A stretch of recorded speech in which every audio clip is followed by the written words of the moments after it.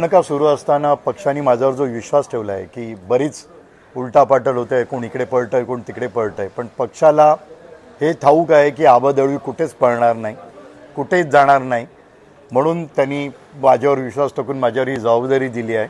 आम्ही जे काय आता आहोत पक्षाच्या विचारधारेशी जे आमचे पदाधिकारी आणि कार्यकर्ते जे शिल्लक आहेत त्यांच्याबरोबर आम्ही त्यांना बरोबर घेऊन ही लढाई लढू आणि त्यांना उमेदवारी पहिली प्राधान्याने दिली जाईल जे पक्षाचा झेंडा हातात धरून आहे।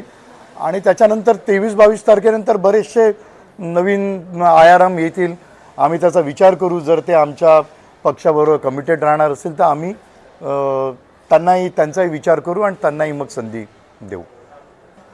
2014 पासून आपण पाहिलं तर सगळं भूलथापा आणि खोटाला बळी पडून बरेचसे लोक गेलेले आहेत, पण काँग्रेस पक्षाच्या विचारधारेला आयडियोलॉजीला मानणारे लोक अजूनही आहेत, मतदार आहेत। आजही काँग्रेस पक्ष संविधानाला मानतो, जे संविधानाला मानणारे लोक आहेत ते काँग्रेस पक्षाबरोबर आहेत, ते मतदार म्हणून आहेत, मतदान करतील आणि आम्ही जास्तीत जास्त सीटा आमच्या महाविकास आघाडीमधून निवडून आणून आम्ही आमची पक्ष संघटना मजबूत करू, एवढं मात्र नक्की। आणि काँग्रेस पक्षाच्याच मदतीने जो कोण महापौर बसायचा असेल किंवा काँग्रेस पक्षाचाही महापौर बसू शकेल त्याची आम्ही निश्चितच काळजी घेऊ आणि तसंच होईल। आमच्या ऑलमोस्ट झालेल्या आहेत आणि आमच्या अध्यक्षांनी स्थानिक पातळीवर निर्णय घ्यायला आम्हाला अधिकार दिलेले आहेत। त्याप्रमाणे राष्ट्रवादीबरोबर आणि शिवसेनेबरोबरही काल प्रकाश आंबेडकर साहेबसुद्धा आमच्याबरोबर जॉईन झालेत, वंचित जॉईन झालेत।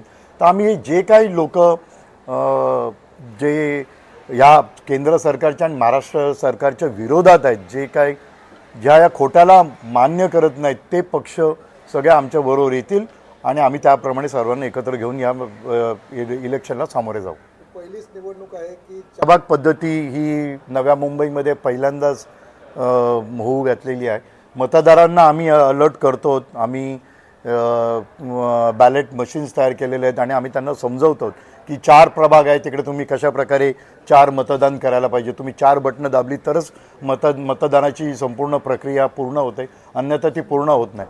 तर त्याचं अवेअरनेस जे आहे ते आमचा काँग्रेस पक्ष करतो आहे। वास्तविक पाहता ही अवेअरनेस क्रिएट करण्याचं काम जे आहे ते इलेक्शन आयोगाचं आहे, परंतु ते त्याच्यामध्ये कमी पडताना दिसत आहेत आणि त्यांना त्याच्यामध्ये जास्त इंटरेस्ट दिसत नाही आहे।